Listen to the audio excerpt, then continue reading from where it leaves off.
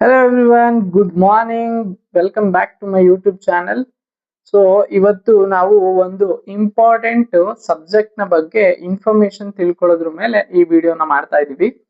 So ಈ video ಏನಕ್ಕೆ important ಅಂತಂತಂದ್ರೆ ನಾವು ಡೈಲಿ ಲೈಫ್ ಅಲ್ಲಿ ಯೂಸ್ ಮಾಡುವಂತ ಎಲ್ಲಾ ಥಿಂಗ್ಸ್ ಗಳನ್ನು ಈ ಸಬ್ಜೆಕ್ಟ್ ಗೆ ಕನೆಕ್ಟೆಡ್ ಇದೆ.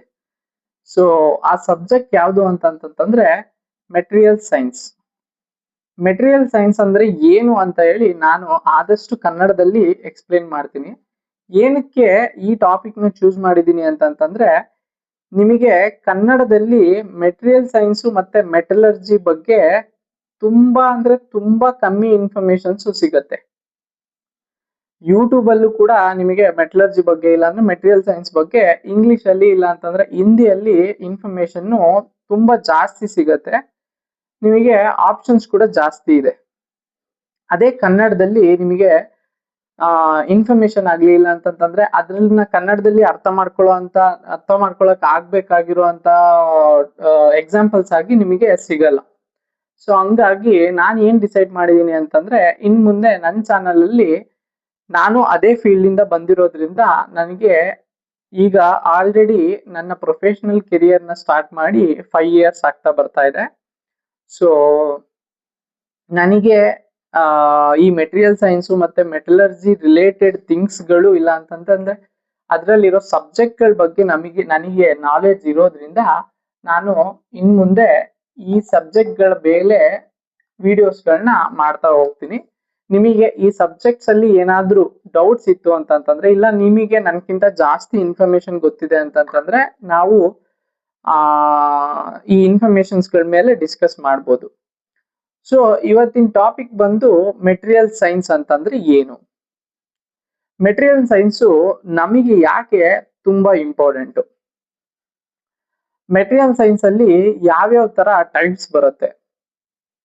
ಸೊ ಮೆಟೀರಿಯಲ್ ಸೈನ್ಸ್ ನಮ್ಮ ಡೈಲಿ ಲೈಫ್ ಅಲ್ಲಿ ಏನ್ ರೋಲ್ ನ ಪ್ಲೇ ಮಾಡುತ್ತೆ ಇದೆಲ್ಲದನ್ನು ಈ ಇಂಟ್ರಡಕ್ಷನ್ ವಿಡಿಯೋದಲ್ಲಿ ನಾವು ತಿಳ್ಕೊಳಕ್ ಹೊರಟಿದೀವಿ.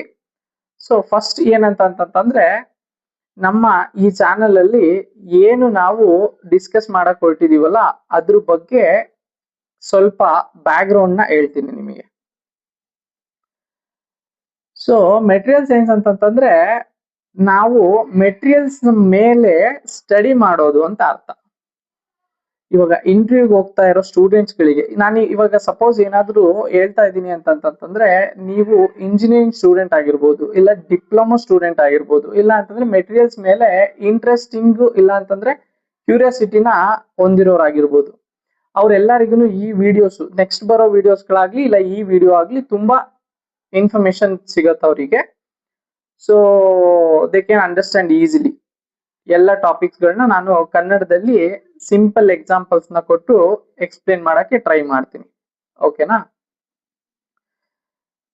ಸೊ ಮೆಟೀರಿಯಲ್ ಸೈನ್ಸ್ ಅಂತಂದ್ರೆ ನಾವು ಮೆಟೀರಿಯಲ್ಸ್ ಗಳನ್ನ ಬಗ್ಗೆ ಸ್ಟಡಿ ಮಾಡೋದು ಅಂತ ಅರ್ಥ. ಅಂದ್ರೆ ಯಾವ ಮೆಟೀರಿಯಲ್ ನ ಯಾವ ಅಪ್ಲಿಕೇಶನ್ಗೆ ಇಲ್ಲ ಅಂತಂದ್ರೆ ಯಾವ ಯೂಸೇಜ್ಗೆ ಯಾವ ಪರ್ಟಿಕ್ಯುಲರ್ ಟ್ರೀಟ್ಮೆಂಟ್ ಇಂದ ಇಲ್ಲ ಪರ್ಟಿಕ್ಯುಲರ್ ಪ್ರೋಸೆಸ್ ಇಂದ ನಾವು ಅದನ್ನ ಇನ್ನ ಬೆಟರ್ ಮಾಡ್ಬೋದು ಇಲ್ಲ ಅಂತಂದ್ರೆ ಆ ವಸ್ತುನ ಆ ಜಾಗದಲ್ಲಿ ಯೂಸ್ ಮಾಡ್ಬೋದು ಅಂತ ಹೇಳಿ ಚೂಸ್ ಮಾಡೋದೇ ಮೆಟೀರಿಯಲ್ ಸೈನ್ಸ್ ನ ಮೇನ್ ಥಿಂಗ್. ಸೊ ಮೆಟೀರಿಯಲ್ಸ್ ಅಂತ ಬಂತು ಅಂತಂತಂದ್ರೆ ನಮಗೆ ಎಲ್ಲರಿಗೂ ಒಂದು ಯೋಚನೆ ಬರುತ್ತೆ. ಸೊ ಬೇರೆ ಬೇರೆ ತರ ಮೆಟೀರಿಯಲ್ಸ್ ಗಳು ಬೇರೆ ಬೇರೆ ಅಪ್ಲಿಕೇಶನ್ಸ್ ಗೆ ಯೂಸ್ ಆಗೋದು ಏನಕ್ಕೆ. ಇವಾಗ ನಾವು ಬಾಟಲ್ಸ್ ಗಳನ್ನ ನೋಡಿರ್ತೀವಿ, ಅದನ್ನ ಸಿರಾಮಿಕ್ ಇಂದ ಯಾಕೆ ಮಾಡಬಾರ್ದು. ನೀವ್ ಯಾವತ್ತಾದ್ರೂ ಯೋಚನೆ ಮಾಡಿದ್ದೀರಾ ನಮ್ಮ ಬ್ರಿಡ್ಜ್ ಗಳು ಅದನ್ನ ಪ್ಲಾಸ್ಟಿಕ್ ಇಂದ ಯಾಕೆ ಮಾಡಬಾರ್ದು ಅಂತ ಹೇಳಿ. ಅದು ಪ್ರಾಕ್ಟಿಕಲಿ ಸಾಧ್ಯನಾ, ಸೇಫ್ ಆಗಿದೆಯಾ, ಡ್ಯೂರೇಬಲ್ ಆಗಿರುತ್ತಾ ಮತ್ತೆ cost effective ಆಗಿರುತ್ತಾ.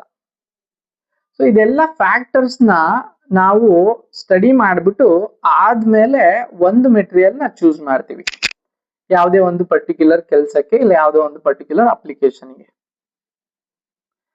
So material science ಅಂತಂದ್ರೆ ಸಿಂಪಲ್ ಆಗಿ ಒನ್ ವರ್ಡ್ ಆನ್ಸರ್ ಇಲ್ಲ ಒನ್ ಲೈನ್ ಆನ್ಸರ್ ಅಂತ ಹೇಳ್ಬೇಕು ಅಂತಂದ್ರೆ ಇದೆಲ್ಲ ಇಂಟರ್ವ್ಯೂಗಳಿಗೆ ಬೇಸಿಕ್ ಕ್ವಶನ್. ಯಾರ್ಯಾರು ಇವಾಗ ತಾನೇ ನಿಮ್ಮ ಎಜುಕೇಶನ್ ನ ಕಂಪ್ಲೀಟ್ ಮಾಡಿರ್ತೀರಾ ಅವರು ಇಂಡಸ್ಟ್ರಿ ಫೀಲ್ಡ್ ಗೆ ಬರ್ಬೇಕು ಅಂತ ಏನಾದ್ರು ಇತ್ತು ಅಂತಂದ್ರೆ ಈ ಮೆಟೀರಿಯಲ್ ಸೈನ್ಸ್ ಮೇಲೆ ಕೇಳುವಂತ ಫಸ್ಟ್ ಕ್ವಶನ್ ಏನಂತಂದ್ರೆ what is material science? Material science ಅಂದ್ರೆ ಏನು? ಮೆಟೀರಿಯಲ್ ಸೈನ್ಸ್ ಅಂತಂದ್ರೆ it is a study of process, structure, properties, behaviour and performance of the material. ಅಂದ್ರೆ ಅವುಗಳ ಸ್ಟ್ರಕ್ಚರು, ಪ್ರಾಪರ್ಟೀಸು, ಪ್ರೋಸೆಸ್ಸು, ಬಿಹೇವಿಯರು ಮತ್ತೆ ಪರ್ಫಾರ್ಮೆನ್ಸ್ ನ study ಮಾಡೋದೇ ಮೆಟೀರಿಯಲ್ ಸೈನ್ಸ್. ಅಂದ್ರೆ ಒಳಗಿರೋ ರಚನೆ ಹೆಂಗಿದೆ, ಆ ಮೆಟೀರಿಯಲ್ ಸ್ಟ್ರಾಂಗ್ ಆಗಿದೆಯಾ, ಆ ಮೆಟೀರಿಯಲ್ ನ ನಾವು ಯಾವ ಅಪ್ಲಿಕೇಶನ್ಸ್ ಯೂಸ್ ಮಾಡಬಹುದು, ಇದನ್ನೆಲ್ಲದನ್ನು ಅರ್ಥ ಮಾಡ್ಕೊಳ್ಳೋದೇ ಮೆಟೀರಿಯಲ್ ಸೈನ್ಸ್ ನ ಉದ್ದೇಶ ಮತ್ತೆ ಮೆಟೀರಿಯಲ್ ಸೈನ್ಸ್ ನ ಸ್ಟಡಿ. ಸೊ ಇದ್ರಲ್ಲಿ ಇವಾಗ ಮೆಟೀರಿಯಲ್ಸ್ ಅಲ್ಲಿ ಟೈಪ್ಸ್ ಗಳು ಬರುತ್ತೆ. ಅದರಲ್ಲಿ ಫಸ್ಟ್ ಟೈಪ್ ಯಾವುದು ಅಂತಂದ್ರೆ ಮೆಟಲ್ಸ್. ಅಂದ್ರೆ ಎಕ್ಸಾಂಪಲ್ ಕೊಡೋದಾದ್ರೆ ಸಿಂಪಲ್ ಆಗಿ ನಮ್ ಐರನ್ ಆಗಿರ್ಬೋದು, ಅಲ್ಯೂಮಿನಿಯಂ ಆಗಿರ್ಬೋದು, ಕಾಪರ್ ಆಗಿರ್ಬೋದು, ಇಲ್ಲ ಅಂತಂತಂದ್ರೆ ಜಿಂಕ್ ಆಗಿರ್ಬೋದು, ಬ್ರಾಸ್ ಆಗಿರ್ಬೋದು, ಬ್ರಾನ್ಸ್ ಆಗಿರ್ಬೋದು, ಈ ತರದ ಎಕ್ಸಾಂಪಲ್ಗಳು. ಈ ಕನ್ನಡದಲ್ಲಿ ಹೇಳ್ಬೇಕು ಅಂತಂದ್ರೆ ಐರನ್ ಅಂದ್ರೆ ಕಬ್ಬಿಣ, ಅಲ್ಯೂಮಿನಿಯಂ ಅಂತಂದ್ರೆ ನಿಮಗೆ ಇದು ಬರುತ್ತೆ. ಇನ್ನೊಂದೇನಂತಂದ್ರೆ ತಾಮ್ರ, ಹಿತ್ತಾಳೆ, ಈ ತರದ್ದು ಮೆಟೀರಿಯಲ್ಸ್ ಗಳನ್ನ ನಾವು ಮೆಟಲ್ಸ್ ಅಂತ ಕರಿತೀವಿ. ನೆಕ್ಸ್ಟ್ ಬರೋದು ಪಾಲಿಮರ್ಸ್. ಪಾಲಿಮರ್ಸ್ ಅಂತಂದ್ರೆ ನಿಮಗೆ ಎಕ್ಸಾಂಪಲ್ಸ್ ಏನ್ ಬರುತ್ತೆ ಅಂತಂದ್ರೆ ರಬ್ಬರ್ ಆಗಿರ್ಬೋದು, ನಮ್ PVC ಪೈಪ್ಸ್ ಆಗಿರ್ಬೋದು. ಸೊ ಇದೆಲ್ಲದನ್ನು ಪಾಲಿಮರ್ಸ್ ಅಲ್ಲಿ ಬರುತ್ತೆ. ಇನ್ನ ಸಿರಾಮಿಕ್ ಅಂತ ಬಂತು ಅಂತಂದ್ರೆ ನಾವು ಡೈಲಿ ಯೂಸ್ ಅಲ್ಲಿ ನಮ್ಮ ಡೈಲಿ ಲೈಫ್ ಅಲ್ಲಿ ಯೂಸ್ ಮಾಡುವಂತ ಟೈಲ್ಸ್ ಆಗಿರ್ಬೋದು, ಗ್ರಾನೈಟ್ಸ್ ಆಗಿರ್ಬೋದು, ಅದಾದ್ಮೇಲೆ ಗ್ಲಾಸ್ ಗಳಾಗಿರ್ಬೋದು, ಬ್ರಿಕ್ಸ್ ಆಗಿರ್ಬೋದು, ಪೋರ್ಸಲಿನ್ ಆಗಿರ್ಬೋದು. ಸೊ ಇದೆಲ್ಲದನ್ನು ನಿಮಗೆ ಡೈಲಿ ಲೈಫ್ ಅಲ್ಲಿ ಯೂಸ್ ಮಾಡುವಂತ ಸಿರಾಮಿಕ್ನ ಎಕ್ಸಾಂಪಲ್ಗಳು. ನೆಕ್ಸ್ಟ್ ಬರೋದಾದ್ರೆ ನಮಗೆ ಕಾಂಪೋಸಿಟ್ ಮೆಟೀರಿಯಲ್. ಕಾಂಪೋಸಿಟ್ ಮೆಟೀರಿಯಲ್ ಅಂತಂತಂದ್ರೆ ನೀವು ಒಂದು ಇಲ್ಲ ಅಂತಂದ್ರೆ ಎರಡು ಮೆಟೀರಿಯಲ್ ನ ಪ್ರೋಸೆಸ್ ಮಾಡ್ಬಿಟ್ಟು ಸಿಂಗಲ್ ಮೆಟೀರಿಯಲ್ ಆಗಿ ಕನ್ವರ್ಟ್ ಮಾಡ್ತೀರಾ. ಆ ಮೆಟೀರಿಯಲ್ ನ ನಾವು ಕಾಂಪೋಸಿಟ್ ಮೆಟೀರಿಯಲ್ ಅಂತ ಹೇಳ್ತೀವಿ. ಇನ್ನೊಂದು ಇಂಪಾರ್ಟೆಂಟ್ ಮೆಟೀರಿಯಲ್ ಅಂತಂದ್ರೆ ಸೆಮಿ ಕಂಡಕ್ಟರ್ಸ್ ಅಂತ ಹೇಳಿ. ಈ ಸೆಮಿ ಕಂಡಕ್ಟರ್ಸ್ ಅಂತಂದ್ರೆ ಇದು ಮೆಟಲ್ ತರ ಕಂಡಕ್ಟರ್ಸ್ ಆಗಿರಲ್ಲ, ಸಿರಾಮಿಕ್ ತರ ಇನ್ಸುಲೇಟರ್ಸ್ ಕೂಡ ಆಗಿರಲ್ಲ. ಸೆಮಿ ಕಂಡಕ್ಟರ್ಸ್ ಆಕ್ಚುಲಿ ಹೇಳ್ಬೇಕು ಅಂತಂದ್ರೆ ನಾವು ಯೂಸ್ ಮಾಡುವಂತ ಎಲ್ಲಾ ಎಲೆಕ್ಟ್ರಾನಿಕ್ ಅಪ್ಲಿಕೇಶನ್ಸ್ಗೂ ಯೂಸ್ ಆಗುತ್ತೆ.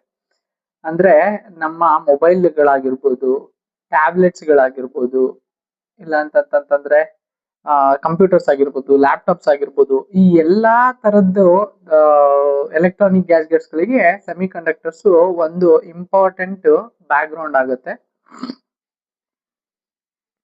ಸೊ ಈ ಸೆಮಿ ಕಂಡಕ್ಟರ್ಸ್ ನ ಸ್ಟಡಿ ಮಾಡ್ಬೇಕು ಅಂತಂದ್ರೆ ನಮಗೆ ಮೆಟೀರಿಯಲ್ ಸೈನ್ಸ್ ಗೊತ್ತಿರಬೇಕು.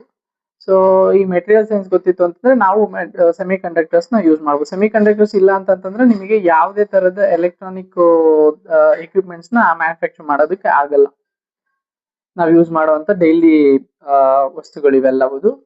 ಮತ್ತೆ ಅದ್ರ ಜೊತೆಗೆ ನ್ಯಾನೋ ಮೆಟೀರಿಯಲ್ಸ್ ಇರ್ಬೋದು, ಆಮೇಲೆ ಅಡ್ವಾನ್ಸ್ಡ್ ಮೆಟೀರಿಯಲ್ಸ್ ಇರ್ಬೋದು. ಈ ನ್ಯಾನೋ ಮೆಟೀರಿಯಲ್ಸ್ ಮತ್ತೆ ಅಡ್ವಾನ್ಸ್ಡ್ ಮೆಟೀರಿಯಲ್ಸ್ ನ ಬ್ಯಾಕ್ ಬೋನು ನೆಕ್ಸ್ಟ್ ಫ್ಯೂಚರ್ ಅಲ್ಲೂ ಕೂಡ ಮತ್ತೆ ಪ್ರೆಸೆಂಟ್ ಕೂಡ ಇವಾಗ ಮೆಟೀರಿಯಲ್ ಸೈನ್ಸ್ ಮೇಲೆ ಡಿಪೆಂಡ್ ಆಗಿದೆ. ಮೆಟೀರಿಯಲ್ ಸೈನ್ಸ್ ಒಂದು ಮೇಜರ್ ರೋಲ್ ನ ಪ್ಲೇ ಮಾಡುತ್ತೆ.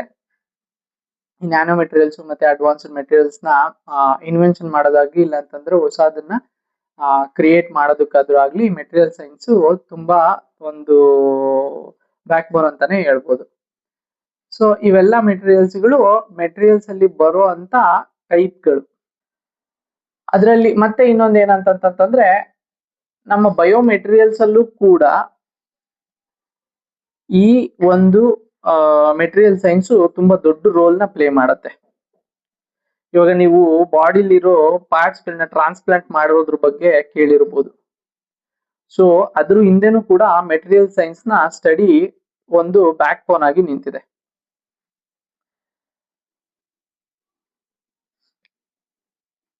ಸೊ ಇವಾಗ ಮೆಟೀರಿಯಲ್ ಸೈನ್ಸ್ ಅಂತಂತಂದ್ರೆ ಯಾವುದೇ ಒಂದು ಅಪ್ಲಿಕೇಶನ್ಗೆ ಇಲ್ಲ ಯಾವುದೇ ಒಂದು ಮೆಟೀರಿಯಲ್ ನ ಪ್ರಿಪೇರ್ ಮಾಡಬೇಕು ಇಲ್ಲ ಪ್ರೊಡ್ಯೂಸ್ ಮಾಡಬೇಕು ಅಂತಂತಂದ್ರೆ ಸೂಟಬಲ್ ಮೆಟೀರಿಯಲ್ ನ ಚೂಸ್ ಮಾಡೋದೇ ಒಂದು ಇಂಜಿನಿಯರ್ಸ್ ಗಳಿಗೆ ದೊಡ್ಡ ಟಾಸ್ಕ್. ಅಂದ್ರೆ ಯಾವುದೇ ಮೆಟೀರಿಯಲ್ ನ ಚೂಸ್ ಮಾಡ್ಬೇಕಾದ್ರೆ ನಾವೆಲ್ಲರೂ ಏನ್ ನೋಡ್ತೀವಿ ಅಂತಂದ್ರೆ ಅದು ಸ್ಟ್ರಾಂಗ್ ಆಗಿದ್ಯಾ, ಅದನ್ನ ಯಾವ ಲೊಕೇಶನ್ ಅಲ್ಲಿ ಯೂಸ್ ಮಾಡ್ತಾ ಇದೀವಿ, ಮತ್ತೆ ಅದು ಡಕ್ಟಿಲಿಟಿ ಇದೆಯಾ, ಅದು ಹೀಟ್ ರೆಸಿಸ್ಟ್ ಮಾಡತ್ತಾ, ಅದು ಮೆಟೀರಿಯಲ್ ನಮಗೆ ಹೀಟ್ ಕಂಡಕ್ಟಿವಿಟಿ ಇದೆಯಾ, ಎಲೆಕ್ಟ್ರಿಕಲ್ ಕಂಡಕ್ಟಿವಿಟಿ ಇದೆಯಾ, ಇದೆಲ್ಲದನ್ನು ನಾವು ಫಸ್ಟ್ ಚೆಕ್ ಮಾಡ್ಕೊಂತೀವಿ. ಸೊ ಇವಾಗ ನೀವು ಸಪೋಸ್ ಏನಾದ್ರು ತಗೊಂತಾ ಇದ್ರೆ ಒಂದು ಚೇರ್ ನ ಮ್ಯಾನುಫ್ಯಾಕ್ಚರ್ ಮಾಡ್ತಾ ಇದ್ದೀರಾ ಅಂತ ತಿಳ್ಕೊಳ್ಳಿ. ಆ ಚೇರ್ ನ ನಾವು ಪ್ಲಾಸ್ಟಿಕ್ ಇಂದನೂ ಮಾಡ್ಬೋದು, ಸ್ಟೀಲ್ ಇಂದನೂ ಮಾಡ್ಬೋದು, ಕಾಂಪೋಸಿಟ್ ಮೆಟೀರಿಯಲ್ಸ್ ಇಂದನೂ ಮಾಡ್ಬೋದು. ಆದ್ರೆ ಯಾವ ಮೆಟೀರಿಯಲ್ ನ ಚೂಸ್ ಮಾಡಿದ್ರೆ ಅದು ಸ್ಟ್ರಾಂಗ್ ಆಗಿರುತ್ತೆ, ಮತ್ತೆ ಇನ್ ಕೇಸ್ ಏನಾದ್ರೂ ನೀವು ಔಟ್ಡೋರ್ ಅಲ್ಲಿ ಯೂಸ್ ಮಾಡ್ತಾ ಇದ್ದೀರಾ ಅಂತಂದ್ರೆ ಅದು ಎನ್ವಿರಾನ್ಮೆಂಟಲ್ ಫ್ರೆಂಡ್ಲಿ ಆಗಿ ಕೂಡ ಇರಬೇಕು. ಸೊ ಇದೆಲ್ಲ ಫ್ಯಾಕ್ಟರ್ಸ್ ಗಳನ್ನ ನಾವು ಯೋಚನೆ ಮಾಡಿ ಯಾವುದೋ ಒಂದು ಮೆಟೀರಿಯಲ್ ನ ಚೂಸ್ ಮಾಡ್ಬೇಕಾಗತ್ತೆ. ಸೊ ಮೆಟೀರಿಯಲ್ಸ್ ಅಂತಂತಂದ್ರೆ ಇಷ್ಟು ಟೈಪ್ಸ್ ಗಳಿದೆ, ಮತ್ತೆ ನಾವು ಯಾವ್ಯಾವ ಮೆಟೀರಿಯಲ್ ನ ಯಾವ್ಯಾವ ಅಪ್ಲಿಕೇಶನ್ಸ್ಗೆ ಯಾವ ತರ ಯೂಸ್ ಮಾಡಬೇಕು ಅನ್ನೋದ್ರ ಬಗ್ಗೆ ಈ ಸ್ಟಡಿ ಮೇಲೆ ಡಿಪೆಂಡ್ ಆಗಿರುತ್ತೆ. ಸೊ ಈ ವಿಡಿಯೋದಲ್ಲಿ ನಾವು ಮೆಟೀರಿಯಲ್ ಸೈನ್ಸ್ ನ ಇಂಟ್ರೊಡಕ್ಷನ್ ಬಗ್ಗೆ ತಿಳ್ಕೊಂಡಿದೀವಿ.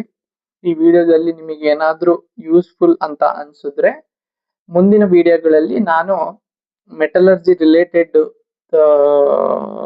ಟಾಪಿಕ್ ಗಳ ಬಗ್ಗೆನೂ ಡಿಸ್ಕಸ್ ಮಾಡ್ತೀನಿ, ಇಲ್ಲ ಡಿಸ್ಕಸ್ ಮಾಡೋಣ. ನಿಮಗೂ ಗೊತ್ತಿರೋದನ್ನ ನನಗೆ ಹೇಳಿ, ನನಗೆ ಗೊತ್ತಿರೋದನ್ನ ನಾನು ನಿಮಗೆ ಹೇಳ್ತೀನಿ. ಸೊ ಈ ವಿಡಿಯೋದಲ್ಲಿ ನಿಮಗೆ ಇನ್ಫಾರ್ಮೇಶನ್ ಸಿಕ್ಕಿತ್ತು ಅಂತಂತಂದ್ರೆ ಈ ವಿಡಿಯೋನ ಮುಂದಿನ ವಿಡಿಯೋಗಳನ್ನ ನೀವು ನೋಡ್ಬೇಕು ಅಂತ ಇಷ್ಟ ಆಯ್ತು ಅಂತಂದ್ರೆ ನನ್ನ ಚಾನೆಲ್ ನ ಸಬ್ಸ್ಕ್ರೈಬ್ ಮಾಡ್ಕೊಳ್ಳಿ. ಅದೇ ತರ ಬೆಲ್ ಐಕನ್ ನ ಕ್ಲಿಕ್ ಮಾಡಿ, ಸೊ ದಟ್ ನಿಮಗೆ ಇನ್ಫಾರ್ಮೇಶನ್ ಏನಾದ್ರೂ ನಾನು ಅಪ್ಲೋಡ್ ಮಾಡಿದೆ ಅಂತಂತಂದ್ರೆ ಇಮಿಡಿಯೇಟ್ ಆಗಿ ನಿಮಗೆ ನೋಟಿಫಿಕೇಶನ್ ಸಿಗುತ್ತೆ. ಮತ್ತೆ ನೀವು ನೆಕ್ಸ್ಟ್ ವಿಡಿಯೋಸ್ ಗಳನ್ನು ಕೂಡ ನೋಡ್ಬೋದು.